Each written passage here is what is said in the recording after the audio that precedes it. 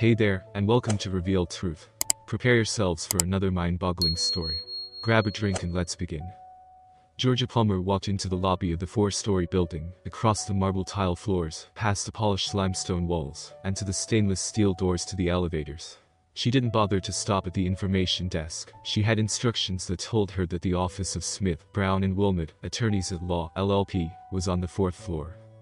The security guard at the information desk, hearing the click-click-click of her heels as she walked across the lobby, smiled at her, although as she passed she didn't reciprocate. That didn't really bother him, he just appreciated the fine figure she cut anyway.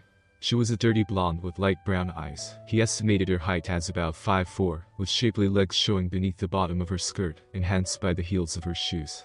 The heels also lifted her derriere, tightening it, which, along with the underlying pantyhose, gave her one of those almost perfectly heart-shaped asses.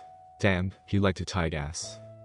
She was well endowed in the breast department as well, but the guard was cognizant that women have long known magnificent and deceitful ways for adjusting their apparent breast size to their needs of the moment. He thought that she was between a 34 and 36, residing in perhaps a C-cup. Her age, he guessed, was mid-30s. She was, in fact, 42 years old. It took all of 30 seconds, from the time that she entered the foyer until she disappeared into the elevator. When the elevator had delivered her to her destination, she exited and found herself facing the SB&W lobby.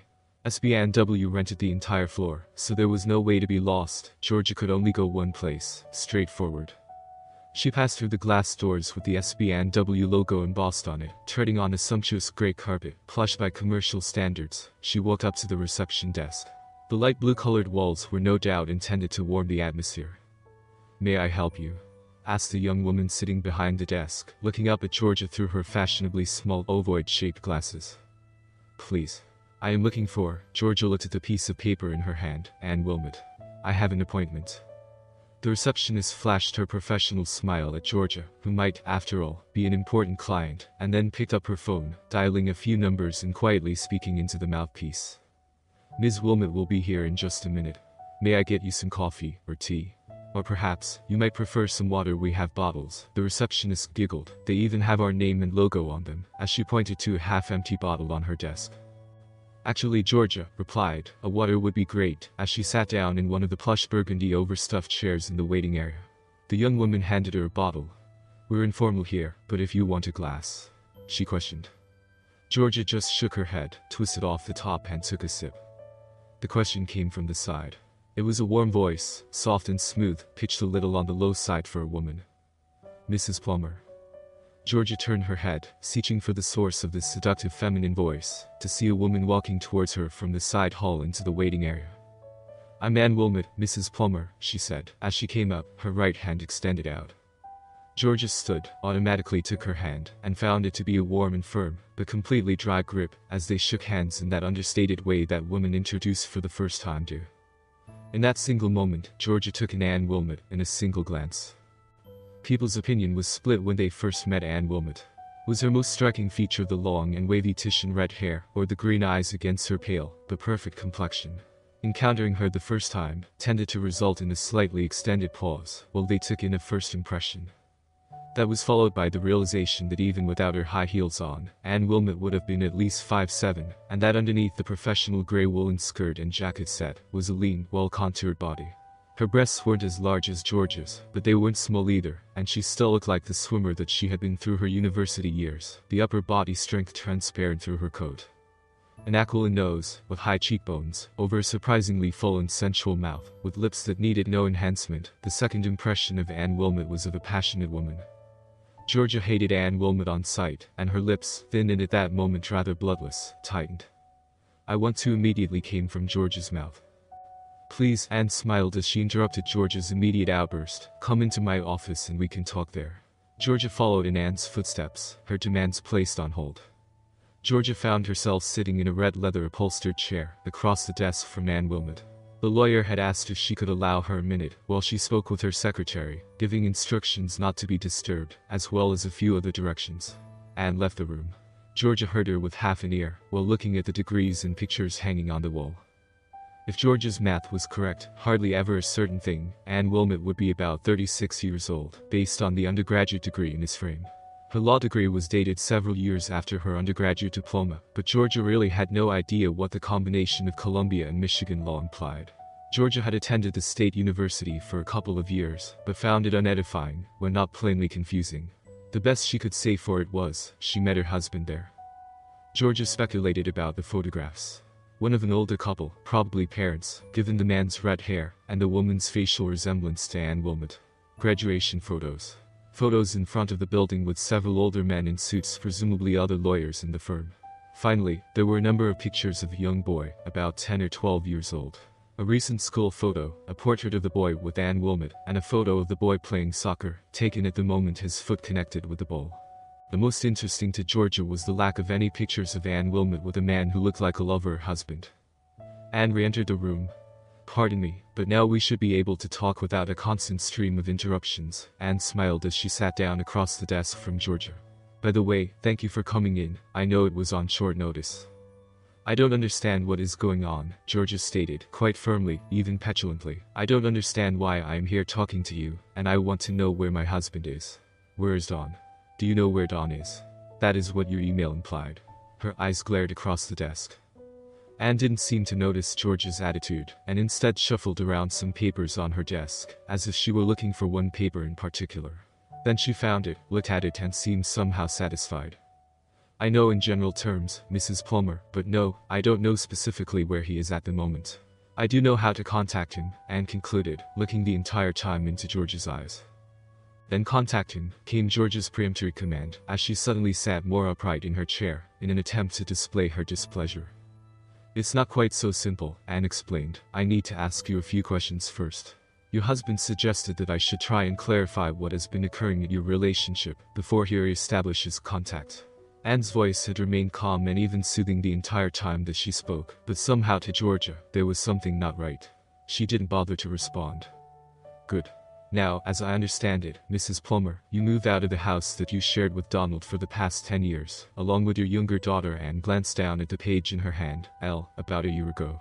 Your older daughter," she looked again, as if to refresh her memory, "Samantha, who would have been a sophomore in college, was living on campus, and consequently didn't accompany you. Is that all correct?" "Yes. Donald and I had been having some marital disagreements, and I thought that a period of separation would be good for both of us to cool off and clear our heads." Georgia smiled as she responded. "So I moved into an apartment not far from where my parents live, about 50 miles from here, in Greensville." Anne nodded as if in agreement, although it was just acknowledging that she understood what Georgia had said. She went on to her next question. "And, as I understand it, this was not a legal separation. Don paid for your apartment, continued to pay for your car and insurance. You and your daughter remained on his medical insurance, and he also paid you an amount of money for Elle's expenses." Anne looked very serious as she asked these questions. After all, not every husband would be so scrupulous looking after a wife's well-being, who wasn't living with him. "That's all true, but I continue to work as well. I'm employed by an insurance company, and I was able to transfer to our Greensville office," Georgia admitted, "and it wasn't like Don couldn't afford it. You know, he owns his business, and makes oodles of money." Georgia unconsciously glanced down at the designer dress, the Gucci handbag, and Prado shoes she was wearing, evidence of both Donald's ability to make money, as well as his largesse towards his wife, and her rather expensive habits of dress. Anne looked at Georgia with the appraising eye of a woman who knows just how much the outfit and accessories would cost. Not that Anne's apparel had carried a lesser price tag, but she had earned every penny of it herself. "I'll take your word for it," Anne replied, after a short hesitation, "and, correct me if I'm wrong, but you moved back here and into your home with Donald some 4 months ago." "Yes. After some discussion, I decided that we'd been apart long enough, and we came to an agreement with respect to our marriage with which I felt comfortable." Georgia answered the question easily enough, but to someone with Anne's training, her body language was crying out that she was concealing something, as Georgia crossed her arms and retreated back as deeply as she could into her seat. Anne continued. "During the roughly 8 months, she caught Georgia's eyes to confirm the time period that you were living in Greensville. Donald saw Elle." Her eyes sought the paper again, 3 times. At this, Georgia was visibly fidgeting in the chair, uncomfortable about where the discussion was leading. Not surprisingly, her voice took on a defensive tone when she answered. "It was very difficult to arrange things. Donald is always so busy, and my schedule and his often conflict.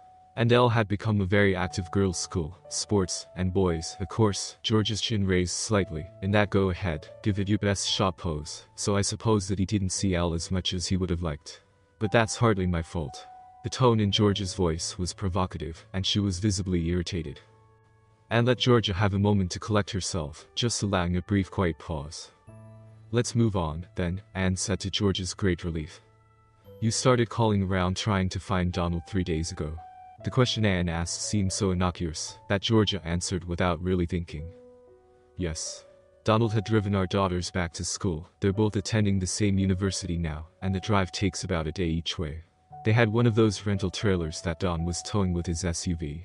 The girls will be living together in an apartment at school this year, so Don was going to help them move in and stay for a couple days to make sure that everything was working out for them, in case there were any problems that he could fix before he came back. Then, he was supposed to return. But he didn't. Return, that is. She took a deep breath after the explanation. Anne looked at Georgia with a somewhat skeptical look on her face. Wasn't he supposed to be back over a week ago? She queried. I guess, came Georgia's noncommittal reply. You didn't notice that he was at least 4 days overdue? This time Anne asked with complete incredulity, her eyebrows raised in disbelief. You didn't notice that his side of the bed was empty at nights? At this Anne actually chuckled, while shaking her head. Georgia pounced on that. We have separate rooms, and busy schedules. Not that it's any of your business. Georgia almost hissed at this irksome woman. This time she pressed on.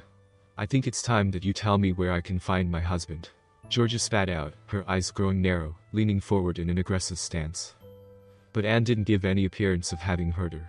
She was holding a photograph that she had taken off the wall. A red-haired boy with incredible joy on his face, kicking a soccer ball.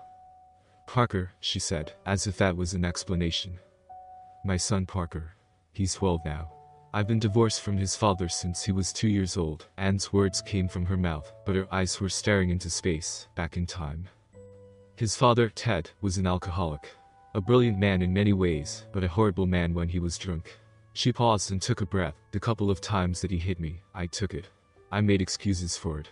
It was really my fault, I would say. I tried to get him to change, tried to get him to stop. Suddenly her eyes were very focused on Georgia, almost making her shiver. But the night that drunken bastard accidentally broke my baby's arm, my 2-year-old baby's arm, was when I realized that you can't change someone, make them better, force them to behave the way they should. There comes that time when you have to bite the bullet and cut the ties. I filed for divorce the next day, and since that time, I've never seen him again. After we'd been divorced for about 6 months, I never heard from him again, either, she concluded. But Georgia asked, a little afraid of this woman after her outburst, what does that have to do with my husband? Your husband, Donald, is Parker's soccer coach, came the simple calm reply. I'll bet you don't even know that he was giving his time a couple of days a week coaching a team, did you? Georgia just shook her head without saying anything. In fact, you don't know very much about your husband, because for all intents and purposes, you left him and your marriage over a year ago, didn't you? Anne's voice was becoming harsher now, and it was she leaning forward over her desk, the aggression visible in her lovely green eyes. Georgia seemed to almost shrink and wilt in the face of this verbal assault, saying nothing, shaking her head. In fact, the story that you've told me today is a sanitized, self-serving version, a fairy tale, that you've concocted to portray yourself as a virtuous wife, when in fact you have been having an affair for over a year. Anne pressed her hard. You didn't move out because you and Donald had marital disagreements, did you? Does the name Brian Cushing mean anything to you? Anne demanded. He works for the same insurance company that I do, was George's almost whispered reply. Isn't the truth that you moved to Greensville so that you could continue to see your lover, Brian Cushing, who had been promoted to a management position at the Greensville office? Anne continued to hammer at Georgia. No, Georgia stammered, without conviction, tears filling her eyes. Without a let-up, Anne continued, and while you were living in that apartment in Greensville, wasn't it convenient that you could send your daughter to your parents, sometimes for days at a time, so that you could entertain Brian Cushing in an apartment for which your husband was paying? Georgia was whimpering slightly, and shaking her head, but not answering. And all the while, Donald was calling you each week trying to set up times when he could come and see his daughter. But you would disappear with her shopping, going to a movie, anything to keep him from seeing her. Worse, telling her that her father didn't care about her, that he didn't want to be bothered with her. Anne's face filled with contempt as she spoke. But she didn't tell you about the cell phone that he gave her after the second time he saw her, did she? You never knew that she was actually able to speak with her father when she wanted, did you? Did you wonder why neither of your girls said goodbye to you when they left for college this year? Or did you even notice? It was a pounding indictment that Anne was laying on Georgia. Then, 4 months ago, you suddenly decide to return with Elle. Did you think no one would understand the connection between your lover being moved back here by your company and your sudden urge to return from Greensville? Anne was almost laughing as she spoke. The best part, your demand to Donald that you would return, but only on the condition that you would have an open marriage, meaning you would continue to see your lover. Because you know Donald too well, and know that he wouldn't cheat on you, despite your behavior, as long as you were married. Georgia, though, was ready to fight back. You can't prove any of that, she exclaimed, but her protestations didn't matter to Anne. She just continued. I don't suppose that you have even noticed that you haven't had what we in the legal profession call conjugal relations with Donald for over a year, have you? Did you ever notice that Donald stopped asking for or expecting sex from you from the time that you started your affair with Brian Cushing? That it was within days of when you initiated your sordid little liaison that Donald moved out of your bed and into the guest room? Did he put a lock on the door to keep you out? Or were you just too self-centered to notice? Georgia had tears streaming down her face when she started to argue back. It is true that I haven't been paying attention to Donald like I should, but that's about to change. He's going to have more sex than he has ever. She stopped in the middle of her sentence, as a sudden epiphany shattered her complacency. She stared hard at the woman across the table from her, younger, beautiful, no stunningly gorgeous woman sitting there, her face flushed with emotion and passion. She wasn't some neutral party, she was a player in the game, fighting to win Donald for herself. You're in love with Donald, aren't you? The question reflecting the horror in her eyes. You are having an affair with my husband. Suddenly Georgia started to assert a new confidence. You won't get away with this. Donald is my husband, and he's going to remain my husband. Her face visibly hardened, her eyes became slits, her lips two horizontal lines. At that instant, Anne slid a document, stapled together, across the table, the print facing Georgia, in order that she could read the large petition for the dissolution of marriage, written at the top of the front page. I don't think so. You have been served, came Anne's quiet reply. Don is biting the bullet, cutting the ties, just like I did 10 years ago. She sat back in her chair. There was a pause. I met Don shortly after you had moved out. He was coaching my son Parker's soccer team. He seemed like such a great guy, but there was also this deep sadness about him when he wasn't working with the boys. He just loves coaching those kids, Anne explained, looking into space again. One Saturday, after a game, the whole team went out for pizza afterwards, and eventually Don and I were the only adults left, and we started talking. I told him my horror story about my divorce, and he told me about you and your affair. He couldn't help it, he cried. I think that I may have first fallen for him right then, a man who could love so deeply, be so hurt, and still struggle on each day. Even finding a place in his heart to be there for other people's children. Her face had a sudden pensive look. But then, Anne returned to the matter at hand. Her hand reached to the papers, and pointed out the stated cause. Irreconcilable differences. Donald, she said, is citing irreconcilable differences, rather than adultery, as the cause. He is offering you a very generous settlement, more than I would have recommended, given the circumstances. Obviously, child custody isn't an issue, since both of your daughters are now legal adults. That's why Donald waited until now to file. He won't get off this easy, declared a now outraged Georgia. He can't prove a thing, and I'll counter-suit based on your affair. If he wants this divorce, I'll take him to the cleaners. And as for you, I suspect that your relationship with Donald will raise some eyebrows when you try to explain how you can represent someone with whom you are having an ongoing love affair. Georgia had a triumphant look in her eyes as she struck back at this arrogant woman. Hearing that, Anne laughed. I'm not Donald's attorney. My practice is entirely corporate law. Donald just asked me if I would care to be the one who served you with your divorce papers, was her reply, the glint in her eyes mocking the soon-to-be ex-wife across the desk. When you get back home, you'll find the door to Donald's room will be unlocked, and it will be empty of his personal effects, the look of triumph now on Anne's face. And just for your information, yes, I love Donald deeply, but we've never had sex together.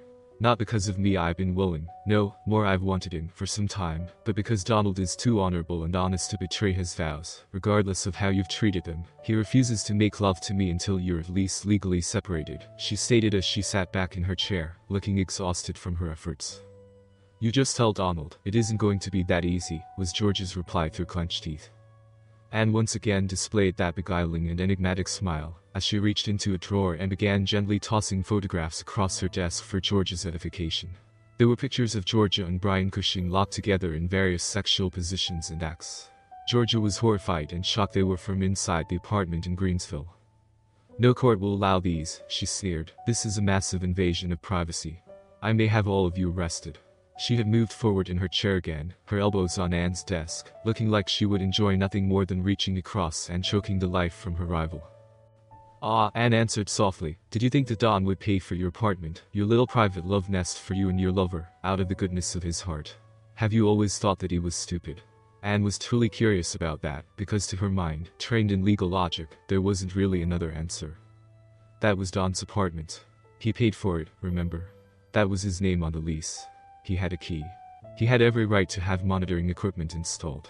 "No, you're wrong. These pictures are entirely legal, and if you try to fight the divorce, they will be used in the proceedings." Anne wasn't even gloating anymore, as she explained the reality of the situation to Georgia.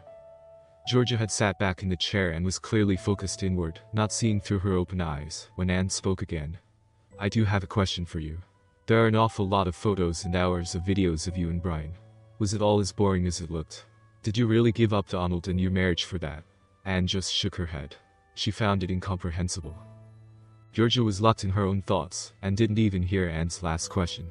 She was at a loss regarding what she should do now. Brian had dumped her the week before, claiming his wife had put her foot down. So much for his promises that he would leave his wife. At some level, Georgia knew that the real reason for his callous and cavalier attitude was that he had seduced one of the younger women at the office. She even thought that she knew who, the bitch who was dressing up a bit these days, and who seemed to look at her with contempt as she passed. What Georgia didn't know about were the photos that Brian's wife had received from an anonymous source. Don wouldn't have approved sending the photos, but Anne thought that it added a certain symmetry to the situation. In truth, Georgia had never considered that she wouldn't be able to return to Donald and restore her marriage. But that vanity had just been swept from her imagination. What would she do now? The voice in her head had no answer. Slowly Georgia lifted herself from the chair and began to walk towards the door. Anne silently rose as well, and retrieving the documents from her desk, handed them to Georgia before she left. "Oh, by the way," Anne stopped to say, "Donald is at one of the soccer fields around town with the team. The boys are playing for the championship of their division today. But I still don't think he wants to talk to you." Dazed, Georgia didn't remember leaving the building, but the security guard was shocked.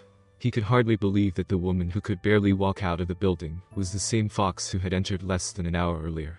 She appeared to have shrunk, to have collapsed inside herself. Where there had been drive, there was now despair, the confidence was now humbled. She was a different woman, and her expensive clothes, her tastefully applied makeup, nothing could hide the change. XXX. Driving home in her black Mercedes was one of Anne's pleasures in life. It fit in with the expectation of what a high-powered attorney should drive, but more important to her was the feeling of control that she had as she would speed down the road.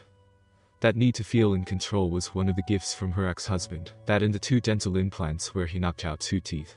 They looked completely natural, the color matched her other teeth perfectly, which they damn well should add almost $2,000 apiece. Way better than a bridge. But today, her mind was on other things as she returned to her home. Another result of her disastrous marriage was that she didn't trust men. For 10 years, well, 9 years, anyway, Anne had been completely uninterested, despite the many men who made it clear that they would be available if she were in the game. That was until she met Donald Plummer. She had indeed met Donald when he was coaching her son's soccer team. He was a little older than she would have normally considered eligible, at least for her. At 43, he was 7 years older than she. He was handsome, and still physically fit, and one of the things that Anne noticed while watching her son's practices and games was that there was never a woman waiting for him when he finished coaching. Never. Not even when the teams would go out for lunch or dinner after games, when most of the coaches' wives would show up at least part of the time. He wore a simple wedding band, but that might be camouflage. It was also an anomaly that he didn't himself have a son playing. With other men, the combination of no wife around and no son playing might have raised other questions. But, as soon as she inquired of some of the other soccer moms, she heard the short version of his story. Married, but with wife living in Greensville. The separation, job-related, at least it was the story. What impressed her most about Don was his character. He was kind and generous to the boys, even those whose skills were not completely up to par with their contemporaries. He was unfailingly polite to everyone, even the refs. And to Anne's complete surprise and admiration, he never hit on her, something that she was accustomed to from almost every man, 15-year-old Romeos to 75-year-old Lotharios. He treated her in a friendly manner, as an intelligent person, but without the pressure of any sexual innuendo or expectations. That was before their mutual confessions after the pizza dinner. As she trembled recounting her tale of woe from her first marriage, Don covered her hand with his, gently patting it, just a simple gesture of comfort. When Anne got Don to reveal his more recent wounds, he began to quietly weep, trying to resist, but unable to hold back. Anne moved to his side of the table, and put her arms around him and held him, until his grief had passed. It was her fault, if fault it was. That night as they returned to their cars, she pulled him to her, and they kissed. Nothing between them had been the same since. It still hadn't been easy for her to trust, even Dawn. With the resources at her disposal due to her law practice, she had a background check done on him, just to be sure that he was telling her the truth, and that he wasn't some sort of parasite wanting to be supported by a high-earning wife. To her great surprise, the report revealed that she didn't even come close to having his earnings or assets. He had a well-managed and profitable business, so money didn't seem to be his motivation. And other than his deteriorating marriage, there didn't appear to be any other skeletons in his closets. He was the real thing. She activated the garage door opener. The door rose and she pulled into her house. She gathered her purse and briefcase and entered into the kitchen. She dropped off her purse and keys on the end of the counter, in a corner where they would be convenient to retrieve in the morning as she left. She put her cell phone on the recharger at the same time. "I'm home," she called out. "Hey, honey, I'm in the living room," came Don's voice. "Give me just a minute," Anne called back, as she entered into the master bedroom, and took her jacket off and hung it up. She returned to the living room where she found Don behind the bar. He walked out, and they embraced in a passionate kiss. Just like the very first time in the parking lot, Anne melted in Don's arms. She felt warm, protected, loved all of the things that she wanted, but hadn't gotten from her ex-husband. When they finally loosened their embrace of each other, Don reached over to the bar and handed Anne the strawberry daiquiri that he'd been preparing for her when she entered. He grabbed his JD rocks as soon as his hand was free. He looked at her, his vision of loveliness, his Aphrodite. His face lit up and the worry lines relaxed. "You are now officially separated from your wife, and your divorce is in process," Anne told him, raising her glass and touching his in an ironic toast. "At last," she sighed. Don wasn't overjoyed at the news. He wasn't by nature a vindictive sort of man. Although he was reconciled to the notion that divorce from his wife was the best course, he still wondered how he had failed as a man in his marriage. He took a drink and asked, "How does she take it?" Anne thought before she answered. "As well as could be expected. I think that she somehow thought that she would just crook her finger at you, and you would come running. You would forget about the past year, forget about how she treated you." "The girls?" she asked. "I called them a couple of hours ago. They weren't terribly surprised," came his reply. Don stepped forward and hugged Anne again, but at least this time he was smiling. "Well, it's time for us to get on with our lives. What did you plan for tonight?" he gently inquired, while hugging his Anne. "Parker is staying over at Jen's place with his buddy Mark tonight. The house is ours." She giggled a little. "We have dinner reservations at 7 p.m. at the Scoffier," she allowed, followed by, and at this point, Anne's hand ran across the front of Don's pants, stroking his rather evident erection. "A quiet evening at home, just the two of us, making up for lost time." Don groaned slightly. "Good Lord, Anne, be careful down there with your hand. It's been more than a year since my friend last visited a woman. I'm afraid that I'm going to disappoint you, because I'm not sure how long I can last." Anne looked at Don with a loving look in her eyes, and reached up, put her arms around his neck, and kissed him again. "Baby, it's been 10 years for me since the last time anything masculine has taken care of me between my legs, so you've got your work cut out for you," was Anne's response. "Your gynecologist," he teased. "She's a woman, mister. Now that you are officially free and I'm finally getting my shot at you, let me put it this way, I doubt you're going to be walking in the morning," she claimed, with that look of lust in her eyes. "Don't worry about getting off too quickly the first time. I'll keep you hard all night." "Good thing I'm the boss then. I'll declare tomorrow a personal holiday," was Don's wistful reply. They kissed again, before leaving for dinner. And that's a wrap for today's story. Trust is a fragile thing, and these stories remind us of the importance of nurturing it. Make sure to subscribe and hit that notification bell, so you never miss a shocking revelation.